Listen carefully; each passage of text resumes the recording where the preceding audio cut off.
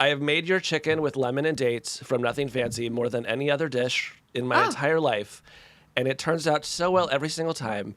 And, you know, I'm the sort of person, I cook for people maybe 6 or 8 times a year, okay? I watch everything you do on YouTube. I love watching people cook on YouTube. But when it comes to me doing it, it's like 6 or 8 times a year. So when I make your chicken with lemon and dates and I hand it to people, they actually look scared because they think, you don't know how to do this. Like, I know you. We're nervous. What is this sorcery? What is this sorcery that you're doing? And I say, it's the chicken with lemon and dates from Nothing Fancy. I'm so proud of you. And like, I'm so glad that of your 6 to 8 times a year, I get to be a large percentage of that. That is highly flattering. And Alison, I used to do a lot more cooking and cooked a lot of your recipes more than 6 or 8 times a year. And then I have a toddler. And so now I just eat like half-eaten dino nuggets. But are they a good eater? He's a very good eater as long as the food is beige or beige adjacent. Okay. And as long as it doesn't include any vegetables. So if you have like a cookbook idea coming out with like where it's like only beige food and no vegetables, you'll be huge with him. I actually have written about that. I made a thing called Dilly, like Dilly bean stew with frizzled onions or whatever. And at the time when I made it, I was like, God, this is ugly. Like, God, this is beige. Is this the most beige thing you've ever seen? Now I'm sort of like, beige is beautiful. Beige food is beautiful. This really illustrates that. You know, monochrome browns are in, and I love them. Well, I'm going to tell my 2-year-old that he's on the frontier of culinary excellence. Yeah, so you're very lucky to live with such a forward thinker.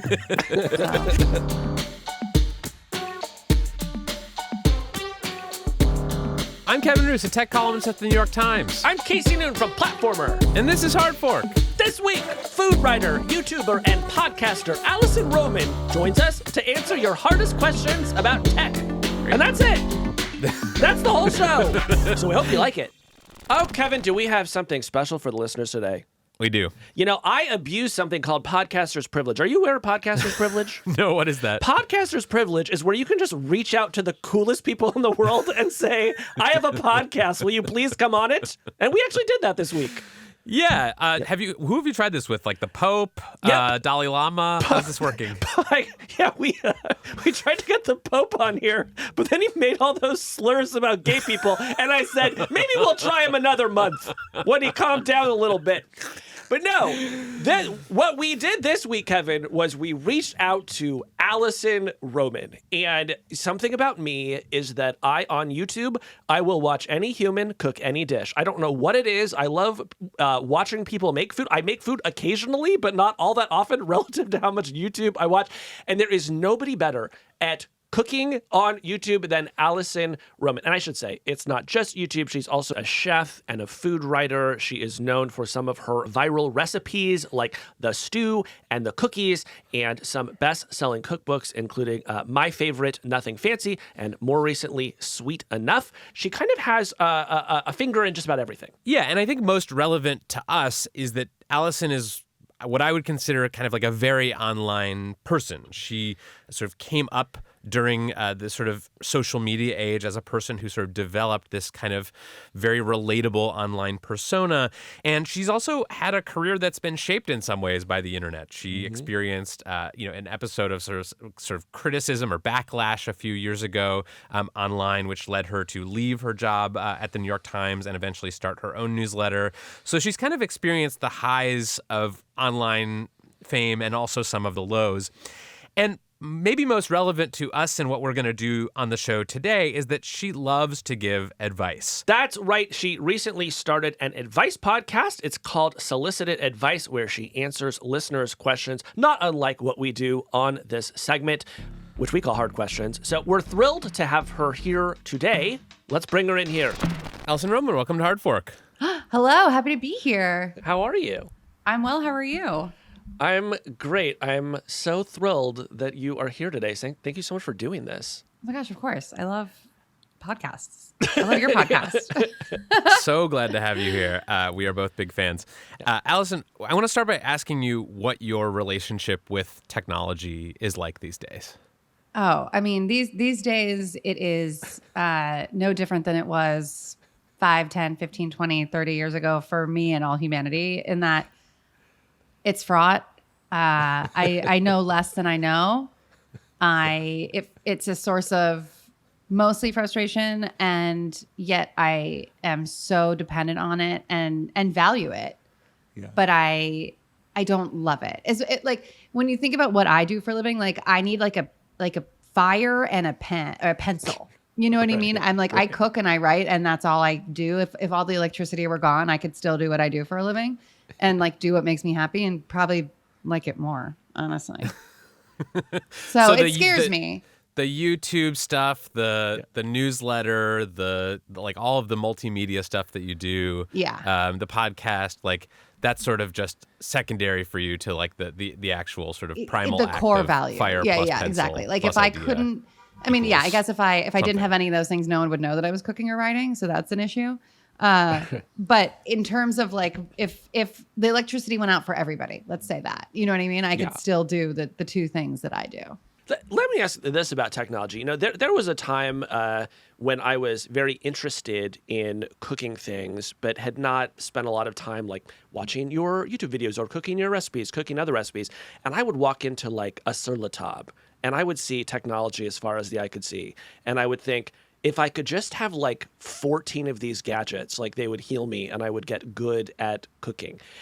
My sense from reading your work is like you never had a similar moment, but I would just love to hear your thoughts about kind of the world of cooking gadgets.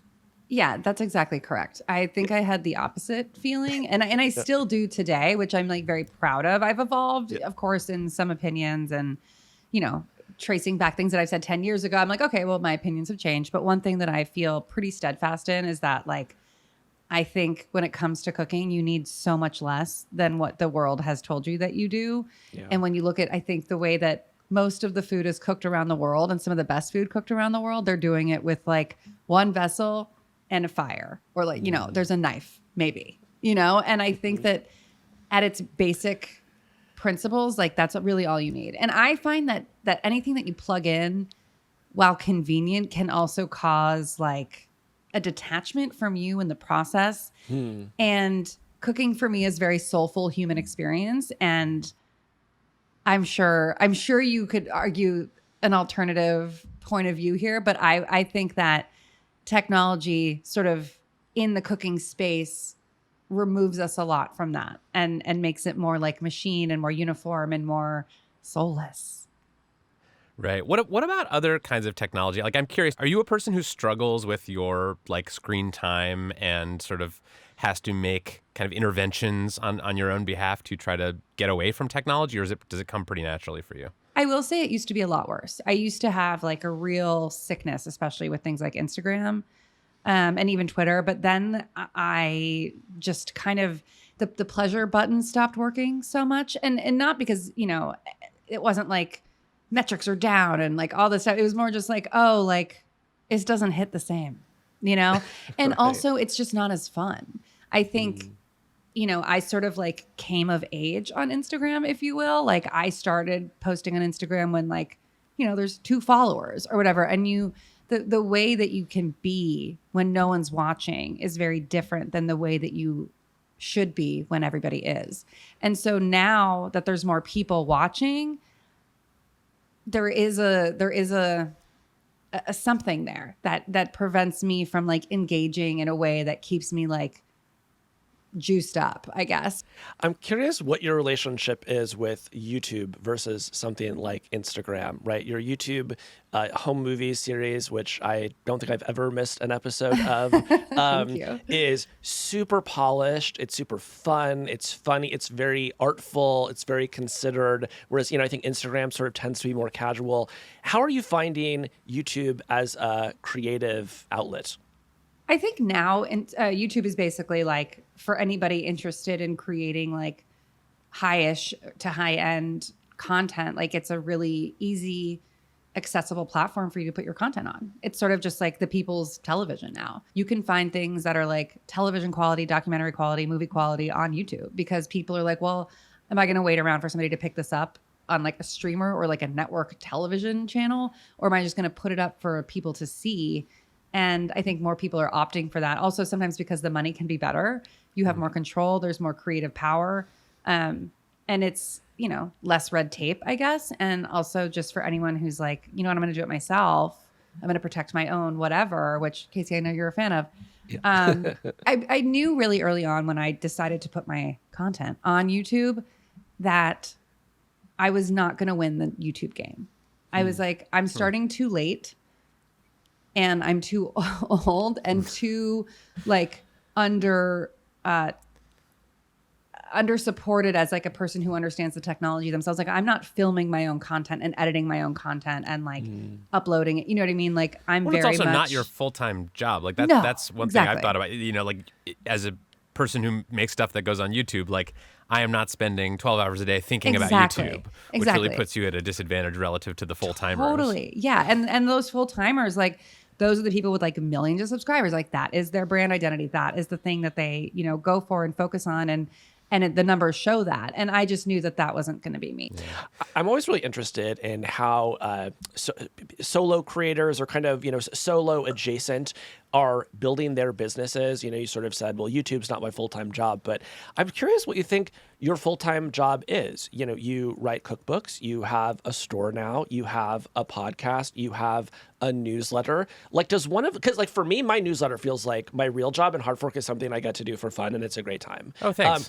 I'm glad you take our podcast so seriously. Yeah. But do you have something like that where you feel like, oh, like this is the thing and like this is the business and everything else is just kind of a fun creative project? Or is it more like, well, they're like a bunch of like different businesses and I just kind of have to find a way to stitch them all together? Yeah, I think it's more the latter. I think that I do find that they all contribute to one another also. Like if I didn't do, like, I think if I had to pare it back, I'd be like, okay, I write cookbooks first and foremost, because those I only do every 2 to 3 years, right? I'm in the process now of writing another one. So like, I'm going to sort of downshift on everything else so I can focus on that. And that becomes the priority.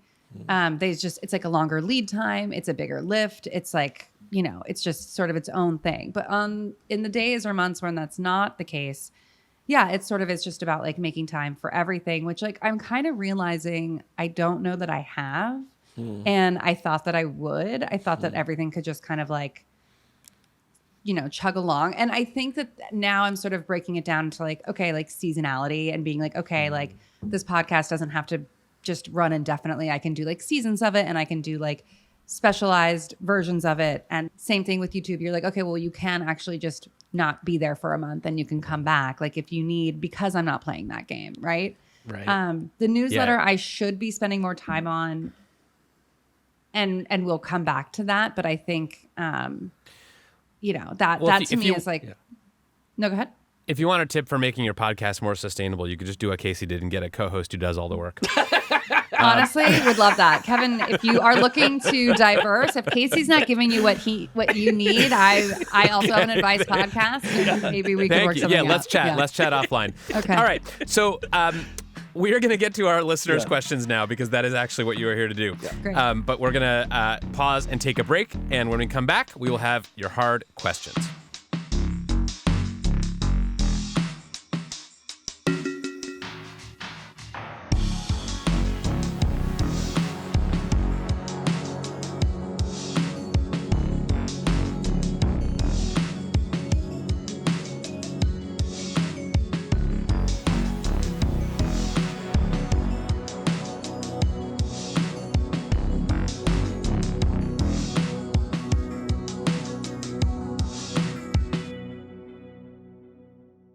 All right. Our first question comes from a listener named Jacob Rosenblum from Ferndale, Washington, who has noticed a pattern at many of the companies he's worked for.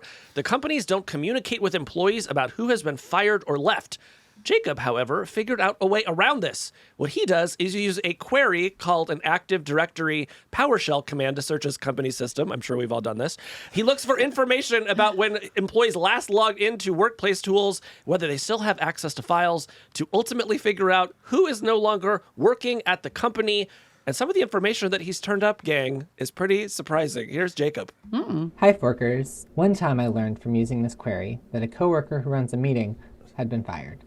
I reached out to the QA lead for my company, who didn't realize they had been fired, and we quickly brought someone else in to run the meeting. Another time, I saw a coworker show up from my query, and I sent a message to a manager I see that so-and-so has ridden off into the sunset. She replied that he had actually died the previous weekend. I try to use this information for good and share what I learn with managers who don't know how to use this tool. Is this sort of information gathering improper, or is this totally fine given my company's lack of communication? Alison, how are you using Active Directory PowerShell commands? It's been so long since I've used it. I'm a little rusty. If you guys want to just refresh my memory on what that is, because it's just been a minute. Why don't you tell everybody? Casey, why don't you refresh her memory? Well, look, I'll be honest. I've never used that one myself either. But look, there are these systems inside these companies that if you poke around, you can get access to stuff that maybe the bosses don't know about. So do we think it's kosher to kind of, plumb the depths of your company systems to figure out who still works there? Well, do the bosses not know because they don't care? Or it's like, you know what I mean? If this person is like, taking it upon himself to be like, I must find out the information, when everyone's like, nobody cares. Yeah, I would say, like, I'm curious why Jacob felt like disclosing this information, because a thing that I've noticed at some companies that I've worked at in the past is, like, there are these little kind of, I don't know, cracks in the system where you can kind of get access to information that other people don't know is there, and that gives you a tremendous amount of power. I'm thinking in particular about an old company that I used to work at where one of the people in HR accidentally emailed a spreadsheet of everyone's salary to someone who wasn't supposed to see it. Oh, no. And that the people who saw that spreadsheet had a lot of leverage, as long as they didn't disclose that they had seen the spreadsheet, but they could say, like, I think this person might be making more than me for the same job, and then go in and ask for a raise. So I would just say, like, get this power, but, like, keep it to yourself. I think that's good advice. Like, for me, the bar is like, look, did you steal someone's password in order to find out this information? If so, don't do it. But, like, if you just typed on your keyboard and you found out that someone doesn't work there anymore, that's fine. Yeah. All right. Yeah. All right. Let's go to the next question. This one comes from a listener whose name is also Allison from Arizona, and she's very concerned about protecting her child's image from facial recognition technology. But recently, when she went to register her kid for daycare, she learned that she might have to choose between getting childcare and her kid's privacy. Here's Allison. Hi, Hard Fork. After months of being on a wait list, a spot for my 2-year-old opened at one of my top choices of daycare. As a precondition of registration, I was asked to sign a photo release, giving the daycare rights to use my child's image in promotional materials, including online content. I raised concerns that images uploaded to the internet could be available to train AI facial recognition technology, but the response was that I could sign the photo release or not take the daycare spot. Why is it okay for childcare providers to demand, through a photo release, the ability to provide this training data to the algorithms, potentially impacting their future privacy, and is there anything that can be done? Oof. Alison Roman, what do you think? What do you make of this? I mean, it's sort of like two questions, right? Like, is this okay? And also, what do I do? Yeah. And I don't know how hard it is to get into these schools. I'm sure very. And, you sort of have to like weigh what are they going to do with the information? Does that, con outweigh the pro of them going to this school that I really want them to go to that feels like it's going to enrich their life and make my life better as well as a parent? I don't know. I sort of, not to sound nihilistic, but I sort of feel like with all surveillance and AI and facial recognition and cameras and all stuff, it's like we've already lost. Yeah. Like there are cameras on every corner. People are taking pictures of us. Like I'm sort of like, when I go to the airport, I belong to Clear, Delta One, TSA. I'm like, get me into the plane. You know what I mean? Right. At this point, I don't know that like not signing up for Clear is going to be the thing that like takes it down. They're going to do it anyway. Yeah. So I don't know. Yeah, that's actually a thing that people have written about, the concept of privacy nihilism, where it's like, we already lost. Why does it matter? Yeah.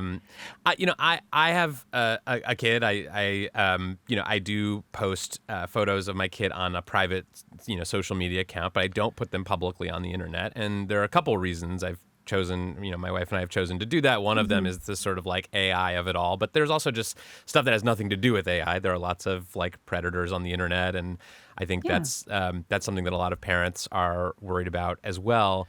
And the thing that actually tipped me over the line on this, because we were sort of grappling with what to do with this, is seeing that Mark Zuckerberg did not post photos of his kids' faces on Instagram.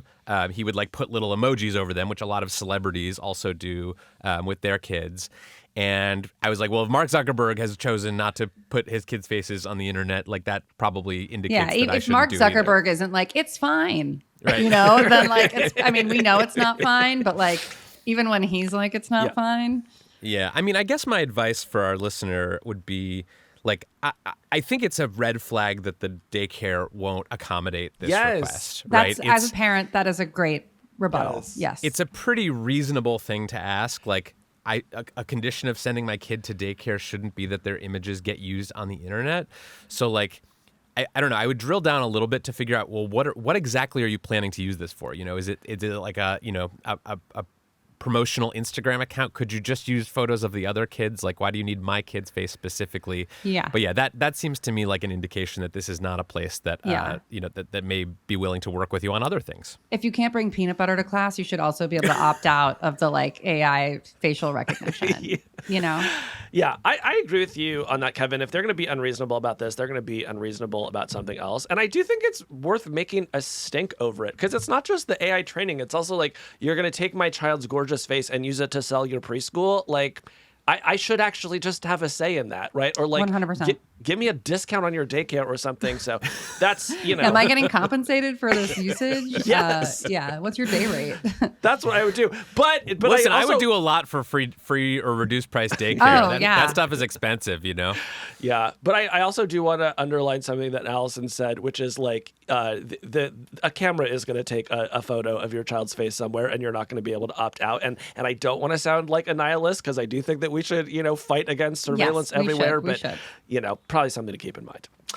All right. Our next question is about what happens when people are rude to digital assistants like Siri. Let's hear the clip. Hi, my name is Nick, and I live in Oakland, California. My son loves tools, so I recently took him to a hardware store to look around, where he became fixated on a magnetic grabber tool.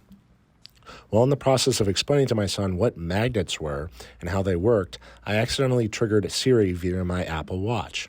It misheard what I said about magnets and thought I had instead called it a homophobic slur.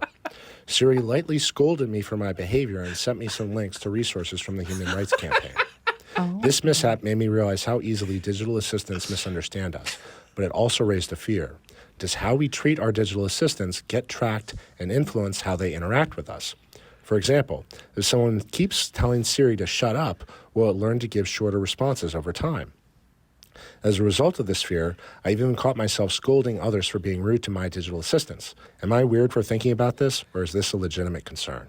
I mean, first of all, this man's Apple Watch is not just going to sit around and take it when slurs are being uttered in the Home Depot. Alison, how do you feel about like the way that people talk to their digital? Have you ever heard somebody saying something to their digital assistant and thought, I don't like the tone? No, but I did used to date someone who was like very codependent on their digital assistant, which is like a very generous term. It was like Siri and Alexa. And it was like I'm like, can't you do anything on your own? I'm like, just Google it. Like if I'm either Siri or Alexa, I'm going to be like, read a book. But I think that like people being rude in general is really upsetting to me. And like, we shouldn't be rude even to our phones, because if you're speaking it out loud into your phone, someone around you is going to hear you. And even just hearing someone be rude to like, it's like, have you ever been to dinner with someone and they're shitty to the server? Nothing worse. Like truly nothing worse than that. Yeah. Such a deal breaker for any sort of relationship, friendship, partnership, anything. I can't imagine. And if you're like that with your digital assistant, then you're probably a shitty person to a server, I imagine. Yeah, I agree. I am polite to all of my like AIs and digital assistants. I even caught myself. I got out of a Waymo like self-driving car the other day. Oh my gosh, you're not getting in those. They're scary. Are you both in San Francisco? Yes. Yeah. Wait, did you take a ride in one while you were here the other No, week? but I saw them and I was like on mission, and I looked over and there's no one in the car, and I'm thinking, well, that's not going to end well.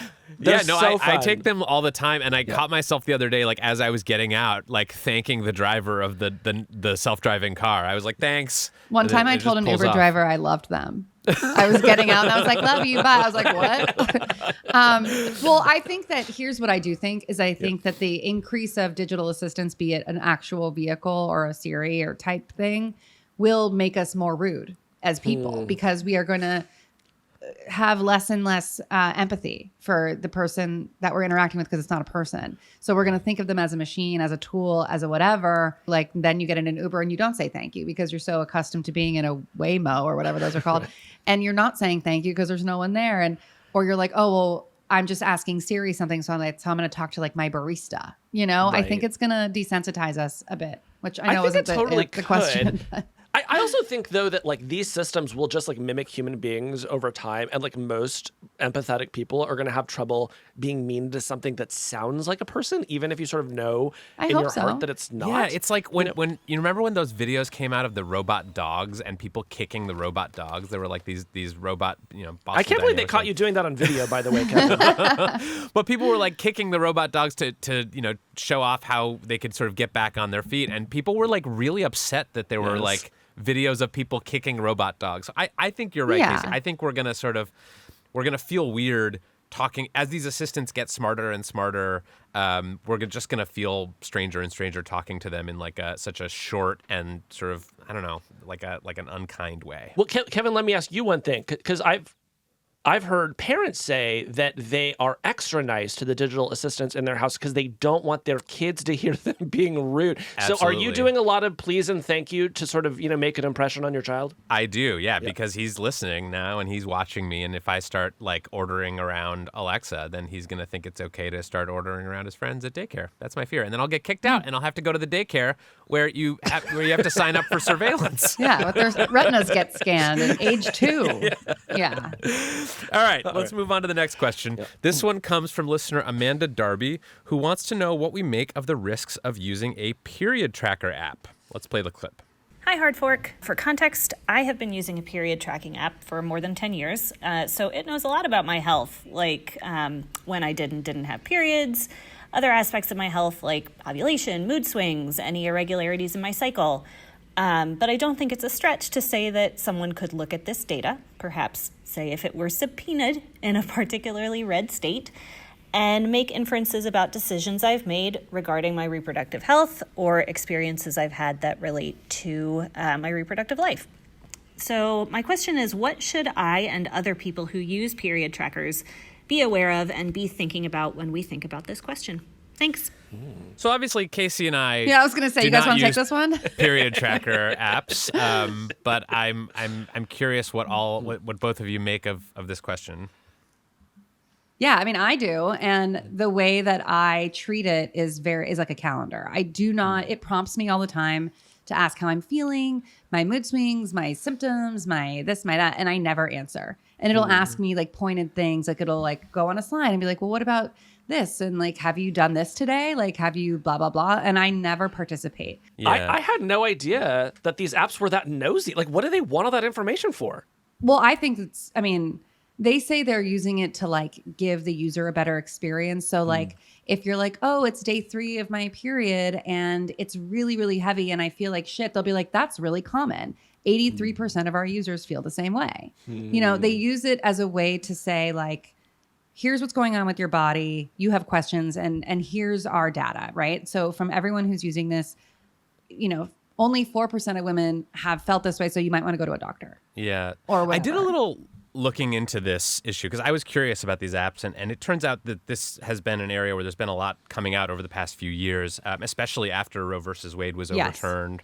A lot of people said, delete your period tracker app because this is going to be able to be subpoenaed and you could get in trouble for using one of these apps. There are privacy risks associated with these apps, some more than others. My colleague Kashmir Hill actually wrote a great article basically about whether this is a thing that people should be worried about. And the conclusion of the article was basically there are many other ways that governments, if they wanted to, or groups that wanted to incriminate people based on information about their periods, there are lots of other ways they could get that information. Some of them can track location. Some of them can, if you're texting a friend, like I just found out I'm pregnant, or maybe you did a Google search for Plan B. Like those are the kinds of things that can be used. And so the conclusion of these privacy experts was, let's keep things in proportion. It's not just this is not the only way that if someone wanted to find out information about you and your pregnancy status, they could do it. But I'm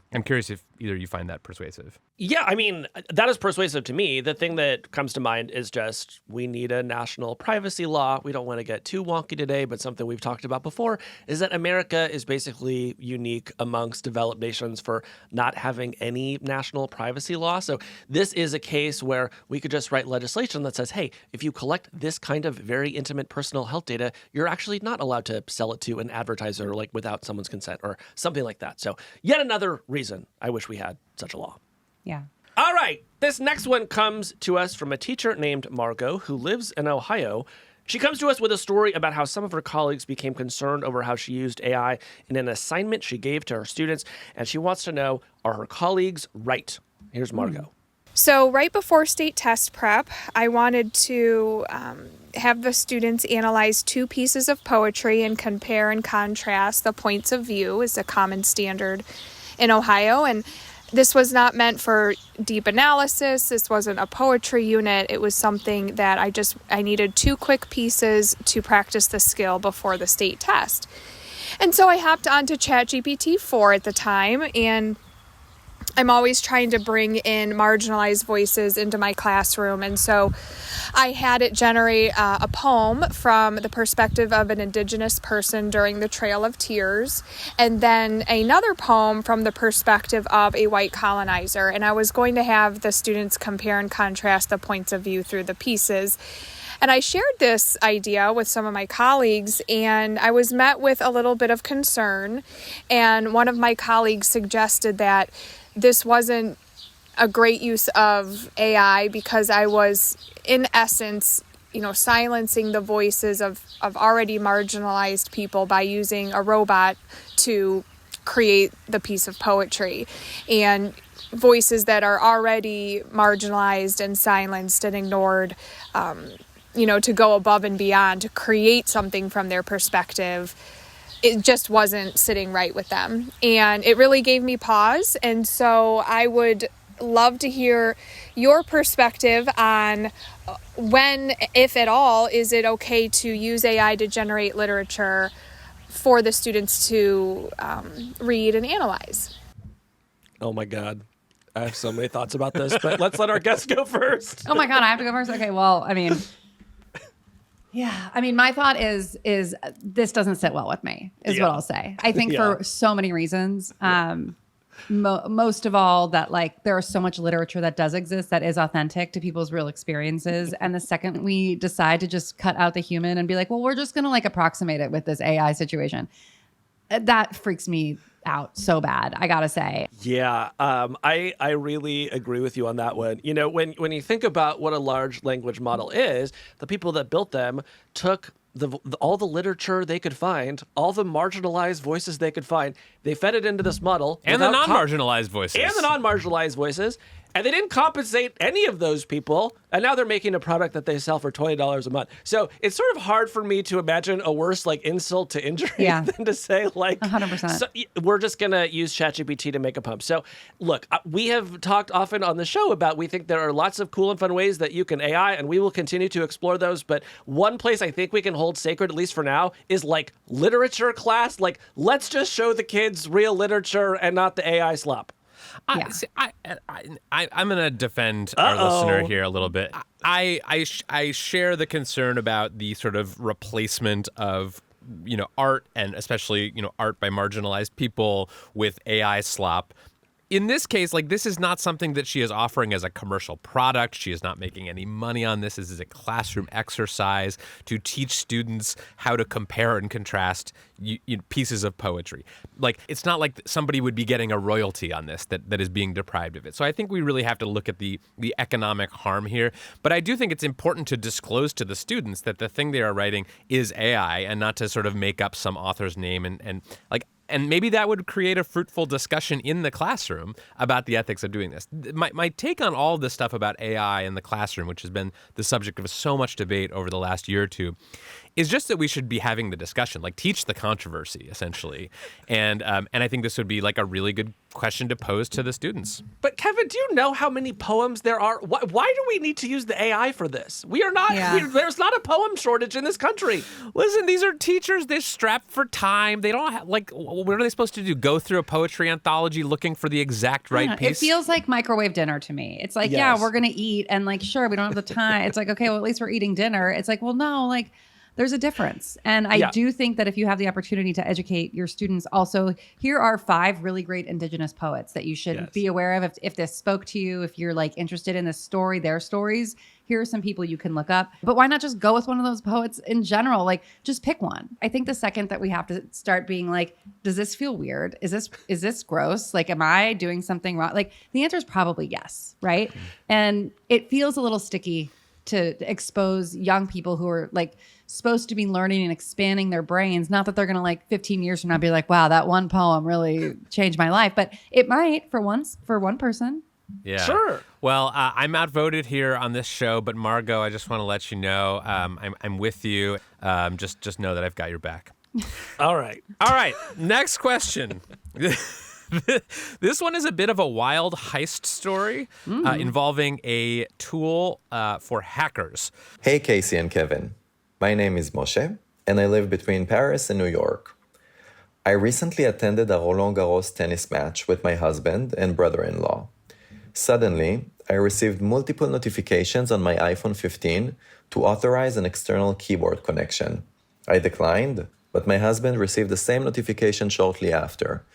Realizing it might be a hacking attempt, I scanned the crowd and noticed a man sitting behind us with a white device resembling an e-cigarette. I asked him about it. He acted weird and he tried to hide it, calling it a toy. However, I recognized the orange buttons on the device as the Flipper Zero, an amateur hacking tool. We had a brief confrontation. Several moments later, no less than a dozen security agents intervened, and they took the guy and his friend into questioning after a small chase. So, to my hard question, given the rising use of devices like the Flipper Zero, should states consider banning them or at least restrict their use in public spaces? Sorry, what's the Flipper Zero? So the Flipper Zero, I did some research on this. Okay, so I first learned about this at a hacking convention that I was reporting on a few years ago. It's basically a little thing. It's about the size of like an Elf bar, like vape pen, kind of thing. Okay. And what it does is it detects and allows you to clone radio signals from the air around you. So like you could turn your neighbor's TV on and off. You can also use it to open and close garage doors, basically anything that uses like a certain kind of wireless signal, the Flipper Zero can help you replicate. Now, so it's like really purely used for like mischievous behavior. Like it serves no other purpose. No, it does serve a legitimate purpose. A lot of, what they call white hat hackers, like people who are sort of on the side of the good, will use them to say, test the security of various systems and make them safer. Okay, but this is not a hard question. This is the easiest question we've ever got. Like, yes, we should stop hackers from interrupting tennis games and trying to break into people's iPhones. That should knock be it off. That's a no. That's a no for me. Yeah, we gotta stop it.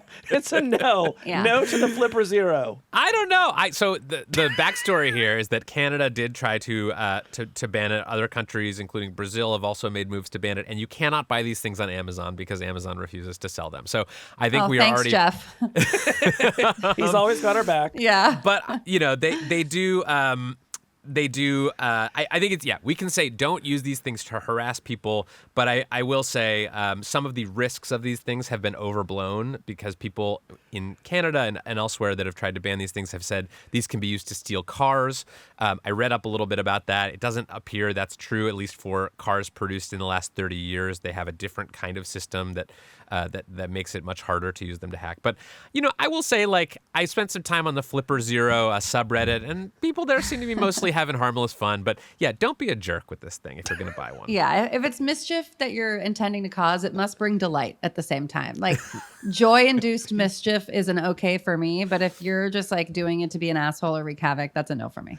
Yeah, absolutely. I do think it'd be fun to make your neighbor think that they had a poltergeist because their TV just kept turning on and that off. would not Well, be fun. You're terrorized. Have you done that? Like, I've had that happen to me in a hotel where like the radio Bluetooth is like picking up in another room, and there was like somebody who obviously worked at the hotel who was changing my music every time I would, and they would change it to like the most ridiculous like party music, and it was like 10 a.m. and I did find that actually very funny.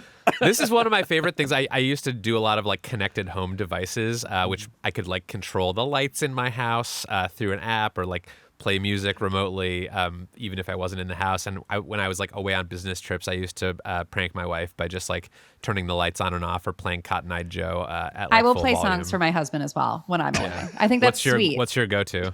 It depends. If it's like if like we got in a tiff and I'm like, okay, there's like one song that we play that's like funny to us, and then he's like, you just start playing this song. I'm like, yeah, I did, or whatever. Like, we obviously never fight as a couple, so that happens so rarely. But yeah.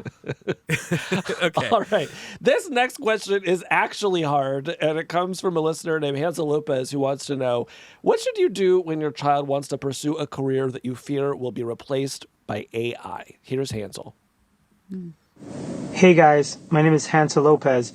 Now I have a 15-year-old who just finished his freshman year. We're going to spend the summer really starting to plan for college and what he wants to do. And he is very passionate about art, design, specifically stop motion animation. Now I want to spend the summer teaching him about AI because, animation and design may not look like it looks like today. So I guess my hard question is, how do I encourage my son to pursue his passion, but also be mindful of the pitfalls that this new technology could mean for him, 5-10 years down the line? Great question. Alison, if you had a 15-year-old who is heading into art school, would you have feelings about it? I mean, yeah, I also think that we can't predict what's going to replace what. And I think that, like, especially at 15, you should really just be encouraging their interests. And if they're excited about something, if something lights them up, if they're like, wow, I think also, stressing the importance of having like other skill sets involved in your life that you can like use to augment that career. But like, I think that acting out of fear to like derail your kid's passion feels like maybe not the right move. I think it's a reasonable thing to be concerned about, but it also feels like we also just don't know so much. And right now at 15, if they're like, I want to be an artist, I think that's beautiful. Totally. Kevin, what do you think? You have a kid. Yeah, I mean, I think about this a lot, what my kid is going to be interested in and whether, it's useful to try to predict like what the job market's going to look like, when he's out of college. And I just don't think it's that useful, at least, right now. I mean, so many of the jobs that exist today did not exist when the three of us were in high school. Who knew that like being a YouTuber or a newsletter writer was like a viable profession? And so I think it's a little bit of a sucker's game to try to sort of train for the jobs that exist today. And instead, I think it's useful to just really, inculcate that kind of love of creativity and producing things in whatever format. I would not, discourage them from pursuing a profession just because you're worried about it going away in the future. I think that it would be okay for this dad to at least express the concern, or even if he doesn't express a concern, say like, I do want you to kind of know what's happening in the tech world right now. And there is a possibility that maybe everything that you're learning to do right now could be done with computers. And maybe that's just something to, keep in mind as you go into this, not because you're hoping to like diminish their creative spark, but so maybe you can inspire another spark, which is, okay, well, like if a day comes where I can just flip a switch and I get something that looks identical to stop motion animation, and all of a sudden, there's maybe going to be less work for me to do. Is there something adjacent to it that takes advantage of the skills that I already have that a computer won't be able to do? And now maybe I have a leg up. So while I am mostly 100% on y'all's sides, don't discourage this kid's creative spark, I also think it's okay to like give them a little bit of situational awareness. Yeah, Sure. Absolutely. I think like if you look at all of us, what we started doing versus what we do now, it's those things that we started doing that led us to where we are now. It just looks different. And it's like, I started cooking in restaurants, but now I do all this other stuff that, like, again, to your point, didn't exist back then. But if I had been discouraged from cooking or working in a magazine, because magazines are going to fold one day, it's like, well, I got the editorial experience. It made me a better writer, blah, blah, blah. And I think that it's always worth having the baseline knowledge, especially in creative endeavors. And if that is strong and nourished, then like you can probably figure out a way to adapt to technology in one form or another. Yeah, totally. All right. Well, thanks to all the wonderful questions from our listeners. Alison, do you have a hard question for us? I do have a hard question. I'm nervous to have it be recorded and like be published a little bit, but maybe it's not that bad and you can tell me, or we can figure out a way to word it. Let's get into it. No, let's try it. So I am, I write a newsletter, and it's on a platform that publishes newsletters for many people. And this newsletter platform has a direct message function, right? So like anyone can DM anyone that's on the platform, and you can accept it or not, but like anyone sort of has access to you if you're on the platform. So one night I was on my phone and I was on the app, and I got a direct message from, support for this company. And it was like, can you verify the email for blah, blah, blah, rights and services? And I was just like, yeah. And so I did, and that was it. And then my account was hacked. And I didn't know that could happen through like a DM service. Oh, wow. And I lost a lot of subscribers because so many people unsubscribed because they started getting spam. And the whole thing was sort of resolved in about 9 minutes. So because a lot of people contacted me, they're like, hey, I think you've been hacked. And I was like, oh, fuck. And I emailed somebody, and then they got back to me, and it was like, okay, we figured it out. I complained about it, not as loudly as I wanted to, but I was like, this is fucked. And I didn't know that you could get hacked on like what is effectively a service for writers. Yeah. It's different than like a phishing link on your on your Gmail. It just, it appeared differently. It came to me differently. And then I found out that the people at the company sort of blamed me for it. They're like, well, she clicked on a bad link. Like, how is that our fault? And in my head, I'm like, well, because you're providing people and authors with like a safe space to have this infrastructure of like private messaging system that's internal. This isn't an email address. It's also how this platform has communicated like something in the past with their authors, an update or an announcement, whatever. So I was sort of incensed. And so I guess my question is do I have a right to be pissed, or am I just an idiot who clicked on a bad link? Answer carefully. No, I'm just kidding. I'll let Casey, our nation's foremost newsletter ethics guru, take this one. I thought this would be good for you. I think you do have a right to be pissed. I mean, I will say. Well, okay, sorry. So that's a 2-part question. So, and then should they be responsible for all of the subscribers that I've now made whole, but it took me 3 months of like work to like. That's amazing. Get people back into the fold, and they were like extremely blasé about it. Well, first of all, let me say that as a subscriber to your newsletter, I remember when this happened, and I didn't think about unsubscribing for even 1 second. So all these fake fans who just, dropped you at a moment's notice, shame on them. And I want to call them out. Thank you. Casey, did your newsletter get hacked? I've been getting like crazy unhinged emails from your newsletter for like more than a year now, I want to say. No, that's just the regular content, Kevin. Okay. And thanks for supporting Platformer. But, look, I think to be realistic, I have to say, hacking does happen, and it happens on every platform, and that doesn't make it right or okay, but it is a risk of using the internet. At the same time, I think there's so much more that platforms could do to educate people about those risks. And there's actually proactive steps that they can take to reduce the likelihood that something like this would happen to you, Alison. So, for example, there are other services that offer messaging that will actually scan links as they will come in, and they will say, this is a malicious link. This is sort of coming from a known scammer. We can see that it's taking you to a URL that is not what is being represented here. There's something really suspicious about that. Maybe we'll let you click it. Maybe we'll throw up a warning and say, hey, do you really want to click this? Mm-hmm. So, look, there's definitely a sense of, be careful out there when you're browsing on the internet. And if you see a link and you have even for a second a thought of, I don't know about this, take a moment, calm down. If you have a way of looking at it on a desktop browser, so you're not sort of looking at a tiny phone screen, I always recommend doing that. But yeah, are there things that this platform could do to make things safer for you? Absolutely. Allison, can I ask a question? Yeah. How did they hack you? I mean, do you have sort of like two-factor authentication on when you log into your account? No. It's because it was through the app.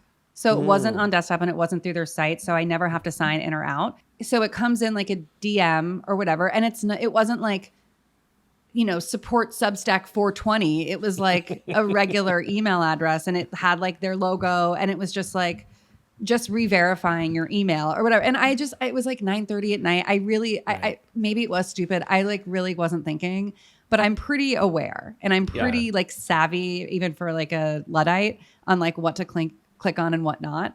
That's why this one threw me. Yeah. Because it never came through email.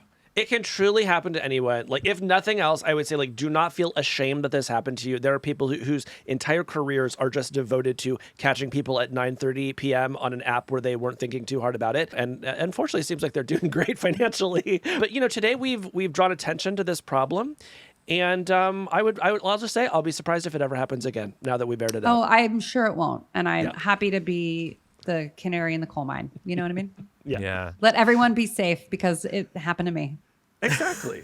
All right. Well, Alison, thank you so much for joining us. This was so much fun. We had so much fun. Oh my gosh, you guys were a blast. Thank you for helping me feel less unintelligent about technology. I feel like just today, this hour, I feel my mind expanded. I feel educated. I feel aware. I feel ready. All right. Well, if you need any more help with tech in the future, you know where to find us. I will. Thank you so much.